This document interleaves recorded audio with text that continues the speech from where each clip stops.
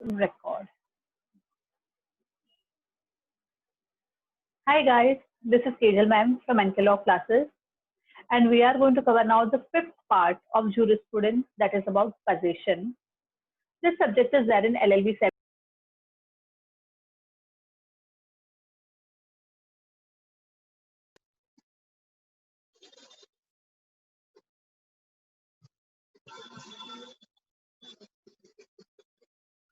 Hello ma'am mute हो गया था. It means what? Continuing exercise of a claim, मतलब किसी चीज को अपने पास रखना, constantly अपने possession में रखना, अपने पास रखना. To the exclusive use of it, if we have the thing, we are possessing it, we are actually holding it, it means exclusively we are going to use it. To the exclusion of the world, now only we are the one who will be using. ये सेलमेंट ने बताया. अभी requisite very important to understand, मतलब position के लिए दो चीजें होनी बहुत जरूरी है. First is corpus position, is second is animus possibility. What does it mean? Corpus position, इसका मतलब होता है एक्चुअल फिजिकल पोजीशन. अगर आपके हाथ में वो चीज नहीं है, आपके पास वो चीज नहीं है, you are not there having the physical control of that thing, you can't see you are having possession. Second is intention to possess, मतलब नींद में आपके हाथ में कोई चीज थमा के चला गया, और where you are very intoxicated, highly intoxicated, और आपके हाथ में कोई चीज आ गई, that is not the position. Position के लिए ना इंटेंशन होना भी बहुत जरूरी है. Understood? So intention as well as actual physical control, these two things are very important. Now, kinds of possession. This is a very beautiful concept. To understand this possession very, ये 5-6 चीजें समझ लेना तो आपको लार्जली पूरा concept ही position का समझ में आ जाएगा. So first one is corporeal, second one is incorporeal. We can study these two things simultaneously. Corporeal position का मतलब क्या होता है पता है? जो चीज का एक्चुअल फिजिकल एग्जिस्टेंट थिंग है, लाइक मटीरियल थिंग, जिसको आप देख सकते हो, छू सकते हो, फील कर सकते हो, all that. So you know, thing which can be felt by our senses. For example, gold, coins, money, house, land, etc. जो चीज हम लोग एक्चुअली फिजिकली देख सकते हैं, टच कर सकते हैं, होल्ड कर सकते हैं, ऑल दैट मटेरियल ऑब्जेक्ट्स बोलते हैं. अगर वैसी चीजों का अपने पास पोजीशन है, that is corporeal position. Incorporeal possession, मतलब there are certain other properties which we cannot see, we cannot feel, we cannot touch, but still those things do exist. And if we are having the possession of those things, it is called as incorporeal possession. For example, goodwill, patent, trademark, copyright. So basically all the intellectual property rights, they do not have any corporeal existence. They have only incorporeal existence. Owner of the goodwill, owner of the patent, trademark, copyright, etc. will have the incorporeal possession. Possession उसके पास ही रहेगा, भले ही आप उसको देख नहीं सकते हो, छू नहीं सकते हो, फील नहीं कर सकते हो. Then there is another concept of immediate and immediate possession. Immediate possession का मतलब क्या होता है? Immediate मतलब नजदीक वाला. I need a box of pencil. I go to the shop, I pick it myself, I'm having immediate possession of the box of pencil. Immediate possession में क्या होता है? I need a box of pencil. I send my servant. My servant will get the box of pencil. He is holding that on my behalf. So I am having immediate possession. He is having immediate possession. When I myself go and pick the box of pencil, it means I myself am having both immediate as well as immediate possession. समझा? अभी इसमें ना immediate possession जो है, मतलब दूर वाला possession, उसके further 3 categories है. First kind, second kind, third kind. First kind is मतलब which is acquired through agent or servant. उसमें क्या होगा? Immediate possession तो मास्टर के पास, मतलब मेरे पास रहेगा. Immediate possession will be with my servant. Second में क्या होगा? Second kind of immediate possession में immediate as well as immediate possession will be with some other person only. For example, मैंने कोई चीज किसी से ऑर्डर करवाई है. For next 4 days I am not going to get thing. 4 दिन तक वो चीज उस बंदे के पास में ही रहने वाला है। उस केस में मीडिएट भी उसके पास है, इमीडिएट भी उसके पास है for 4 days. After 4 days, immediate will come to me, immediate may remain with him if he has not transferred that thing. The moment that thing will be delivered to me, I will get immediate possession as well. And the third kind, उसमें क्या होगा? Where the immediate possession remains with the person who claims it for himself until some time has lapsed or until some condition has been complied with. मतलब कुछ time तक immediate position किसी बंदे के पास में रहता है। फॉर एग्जाम्पल, मैंने मेरा ड्रेस है वो रेंट पे किसी को दिया हुआ है फॉर अ मंथ, तो 1 महीने के लिए वो बंदे के पास इमीडिएट पोजीशन सब कुछ रहेगा। शायद इमीडिएट मेरे पास है क्योंकि ओनरशिप मेरे पास है, बट 1 महीने तक इमीडिएट पोजीशन उस बंदे के पास है। तो इधर till the time particular event happens या उसका फंक्शन हो जाए, उसके बाद में तो person was going to return to me, और फॉर अ पीरियड 1 महीने के लिए उसको मैंने दे दिया है। तो इसमें क्या होगा, इमीडिएट पोजीशन मेरे पास नहीं रहेगा। So this was the concept of immediate and immediate possession. Then there comes the concurrent possession and representative possession. Concurrent मतलब when two person hold same thing at the same time. जैसे ma'am एक mobile phone 2 जन कैसे hold कर सकते हैं, तो ये मोबाइल फोन की बात नहीं होती है, पर कोई प्रॉपर्टी रहती है लाइक लैंड, फ्लैट वगैरह, जॉइंट ओनरशिप हम लोग जिसको बोलते हैं। हस्बैंड वाइफ के नाम पे जॉइंट ओनरशिप में फ्लैट लिया, they both are living in the same house, मतलब पोजीशन भी दोनों का क्या है, कॉन्करेंट है, सेम ही है। और शेयर्स होता है जॉइंट नाम पे, तो that also would be the concurrent position. अगर हस्बैंड वाइफ के जॉइंट नाम पे शेयर्स है, जॉइंट लॉकर में ही या तो जॉइंट डीमैट अकाउंट में ही वो शेयर्स है, it would be again the concurrent position. Representative position मतलब when one person is holding it on behalf of some other person.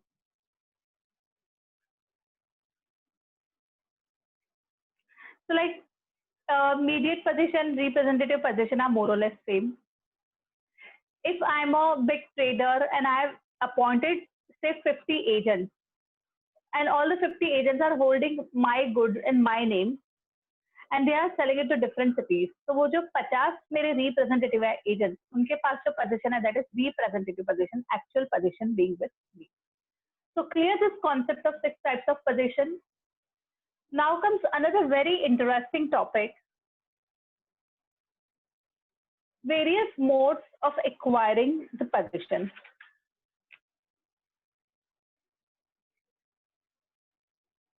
Oh guys, I'm so sorry. I believe I have missed one more slide over here. How could I do that? I don't know. The slide is about position in fact and position in law.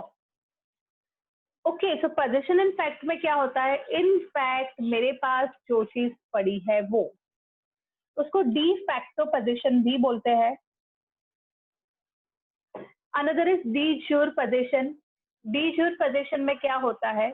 By law जो चीज मेरे पास है वो.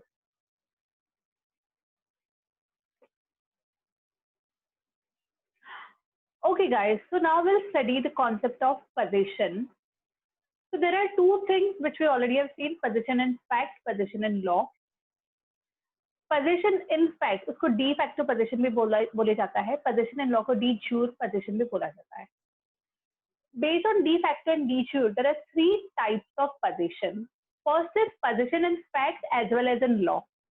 इसको perfect position भी बोलते हैं. इसका मतलब क्या है? मानो कि there is an owner of the flat and who is actually residing in that flat, मतलब उसके खुद के ही पास उसका खुद का फ्लैट पे वो रहता भी है, मतलब खुद रहता है फ्लैट पे, that's why he has a de facto position and he is the owner, that's why he has de jure, by law भी position उसका ही है. तो यहाँ पे दोनों requirements fulfill होती है. So this is the first example. Second is position in fact but not in law. मतलब एक्चुअली बाय फैक्टो बंदे के पास है ही पोजीशन बट लॉ में उसका नहीं है. तो person is having the position but is not the owner. तो जो लोग रेंट पे चीजें लेते हैं ना, बी इट मूवेबल प्रॉपर्टी और immovable property, the person will take things on a rent, he will have the actual position but he is not the owner. For example tenant lessee, और may be we can say the person, you know, cab drivers, auto rickshaw drivers and all that, जिन लोग का खुद का नहीं रहता है, दूसरे किसी का टैक्सी या ऑटो चलाते हैं, those people. Then next is position in law but not in fact. अभी यहाँ पे क्या है, बंदे जो ओनर है, he has given away his property to someone else for the use for the possession. So where owner does not have his own property with himself in his possession. Lessor या तो landlord, laser क्या करता है, उसने अपनी property lease पे किसी को दे दिया है. So although he is the owner, he is having the de jure possession, but in fact he does not have the possession. So these are the three concepts of possession in fact and in law. Now we move to the next concept, possessory remedies. See, possession मानो के कोई बंदा claim कर रहा है कि अरे ये तो राइटफुल पोजीशन मेरे ही पास होना चाहिए, या तो राइटफुल पोजीशन मेरा किसी ने छीन लिया एंड ऑल दैट. तो law does recognize the concept of position and इसके लिए लॉ में कुछ रेमेडीज भी दी गई है. So legal remedies available for the protection and preservation of the right of possession of the possessor are basically possessory remedies. Two things are very important: protection and the next one is preservation. किस चीज का protection और preservation? Right of position का. अभी आप लोग को थोड़ा बैकवर्ड जाना पड़ेगा. स्पेसिफिक रिलीफ एक्ट आप लोग ने लास्ट ईयर पढ़ा है, उसमें section number 5 and 6 provide possessory remedies for the immovable property. Right. Section number 7 and 8 provide possessory remedies for the movable property. ठीक है, तो वो पूरा डिटेल में सब प्रोविजंस वहां पे दिए गए हैं. यहाँ पे jurisprudence में what the concept says, we'll see that possessor is presumed to be true and absolute owner in the eyes of law unless contrary is proved. The word presumed in the eyes of law are very important. It means what? जिसके पास possession है, court का presumption रहेगा कि वही बंदा उसका true और absolute owner है. बट ये प्रिजम्पशन कैसा है? रीबटेबल है, रिफ्यूटेबल है. मतलब कॉन्ट्ररी किसी को प्रूव करना है कि भैया ये तो रॉन्गफुल पोजीशन है, I am the person who should have the rightful position, he can prove that in the court. तो burden of proof would be on the other person. जिसके पास पोजीशन है उसको कुछ नहीं करना है, शांति से बैठ के तमाशा देखना है, क्योंकि कोर्ट ने तो प्रिज्यूम कर ही लिया है he is the true owner. Next, even if person is in wrongful possession, rightful owner cannot apply force to deprive him of his possession. This is the same concept we have studied in section number आपका 5 and section number 7 of the specific relief act. Immovable property में भी, movable property में किसी के हाथ से आप छीन के नहीं ले सकते हो प्रॉपर्टी. अगर किसी ने immovable property पे कब्जा करके रखा है, आप उससे धक्के मार के नहीं निकाल सकते हो. What you have to do, law में मतलब कोर्ट में प्रोसीजर करके राइटफुल एक्शन लेके लीगली उसको राइटफुली वहां से निकालो. And the third thing, rightful owner can not take law in his hand. बंदा राइटफुल ओनर है, सामने वाले ने रॉन्गफुली लिया है पोजीशन, फिर भी लॉ एक्सपेक्ट कि राइटफुल ओनर लॉ अपने हाथों में नहीं लेगा. अगर उसको पोजीशन वापस चाहिए अपनी प्रॉपर्टी का, what is he suppose to do? मतलब do the proper procedure, follow the proper procedure as per section 5, 6, 7, 8, whatever is given under specific relief act, और वो करके अपना पोजीशन क्लेम करो. You can't take law in your hand. इसमें तो बहुत ज्यादा टाइम लग जाता होगा. लगता ही है ना. ये लॉ ऐसा बोलता है. Now it depends, in reality it depends upon the power of the party. जो पार्टी पावरफुल है पोजीशन उसके पास ऑटोमेटिकली चले जाता है. In reality, in practice things work in a different manner. Law की एक्सपेक्टेशन ये है.